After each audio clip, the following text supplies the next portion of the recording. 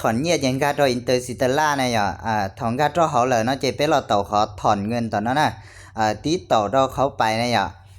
รู้เชื่อเขาไปเลยเนาะเจขอส่งต่อเนาะเจไปปนไปตุ่มบัญชีมั่วเนี่ยตอนนั้นตีต่อเจเนี่ยต่อจำบัญชีเราเนี่ยเจกูตุ่มบัญชีเอาเปล่าผ่าเจ้าปวดชี้เจ้าหยีตีต่อตอนนั้น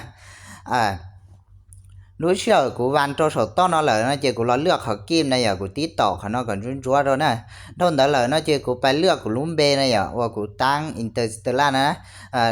เขาเลือกตัวลุ้มเบเลยนะเจกูกาตัวเขาเนาะกูยอรอโซตัวเล่นเนี่ยนะให้เดียวกูสาถอนบริจาคนะอย่าเจกูถอนเปล่าผาจั่วปัวนะเจรู้เชื่อถอนเนี่ยเนาะเจตัวเล่นเนี่ยกิมนี่ยังกาโอโต้เนี่ยตัวเขาเนาะอีร้านหนึ่งก็ผาเป๊ปัวนะอย่า